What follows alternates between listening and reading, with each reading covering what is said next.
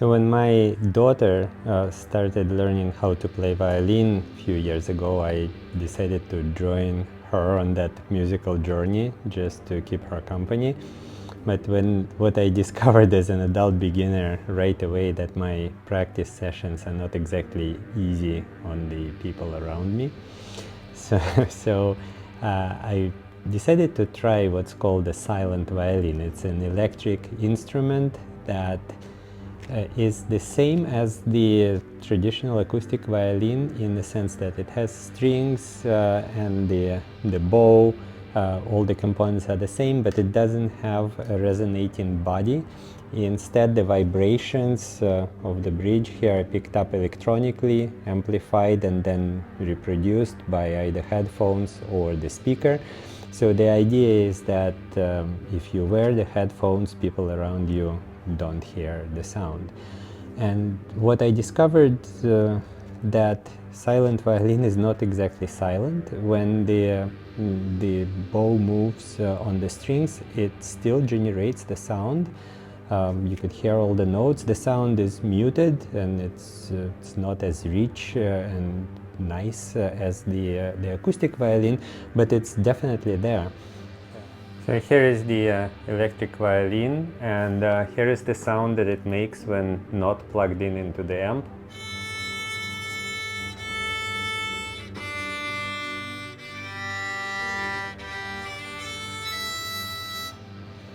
So that made me curious about what actually is the mechanism of sound generation, what's the difference between the two instruments, and also I realized that it would make a perfect example for the advanced fluid mechanics class that I teach, because it's actually in the area of my research here at the university, which is fluid structure interactions and flow acoustic coupling. So first of all, let's look at how the string vibration is generated. So that is the initial phase of the sound generation as well. The bowing of the string is different from plucking the string. Like this pizzicato would just provide the impulse to the string and it will oscillate. When the bow moves along the string like this, it actuates the string continuously, and it does this by pulling the string sideways. It sticks to it, pulls it sideways, applies tension to the string, and that at some point the string slips back, and that causes the vibration, and then it sticks again to the bow, starts moving, and then slips back, and that sticking and slipping cycle happens many times per second. This is called the Helmholtz motion. That causes the vibration of the string, and the waveform reflects from the support points here at the bridge and where you press the string with your finger, and the frequency corresponds to the tone of the sound. And that mechanism is exactly the same on the electric and acoustic violin. So the vibration of the string is still here on both instruments. On electric violin, though, what we hear is the sound that's produced due to the motion of the string through the air. So the vibration of the string is transmitted to vibration of the bridge, and the bridge vibration in the electric violin are picked up electronically, and then the electronic amplification takes over. In the acoustic violin, the amplification happens at the body, the resonating body of the instrument. The next step in sound generation is that the vibrations of the bridge are transmitted to the oscillations of both the top and the bottom parts of the instrument. So this is a 3D digital model of a violin. What it allows us to do is to look inside and see all these crucial components that are responsible for generating the acoustic sound. So this is a close-up of the bridge and the F-holes in the top surface. And if I peek inside, then we can see that the top surface of the body is connected to the bottom one by the soundpost, which is wedged off center. and the entire volume of air inside here is being compressed and moved around as the top and bottom surfaces oscillate. The vibrations are transmitted from the strings through the bridge to the top surface and then through the soundpost to the bottom surface.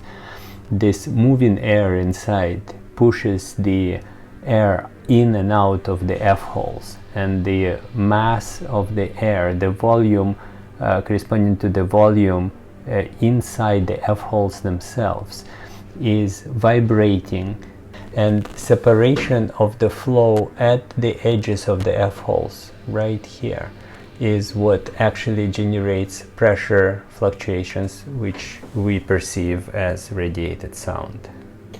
The moving air inside of the violin acts as the Helmholtz resonator.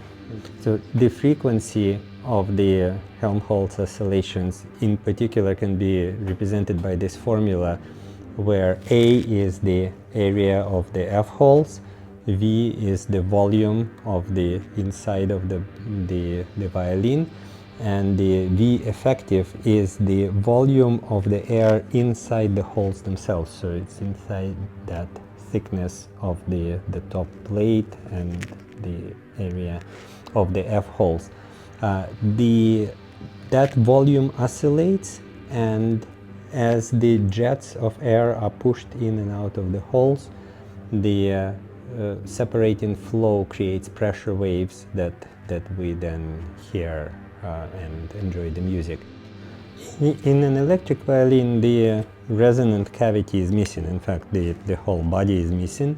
The vibrations of the bridge are converted to electrical signal by the pickup, and then the electronics play the role of the resonator.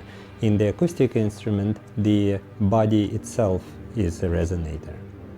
So both the acoustic and the electronic instruments use the same principle of converting the motion of the bow into sound in terms of generating the string vibrations, but while both instruments vibrate, the acoustic one actually breathes, so to speak. It actually generates the current of flow through the F-holes. And the sound that we hear, two different mechanisms of actually producing the sound, but in principle these mechanisms are connected to many other engineering applications, from propeller noise to bridge vibration, the cable vibrations in the wind, and music as well, which is a large part of life also.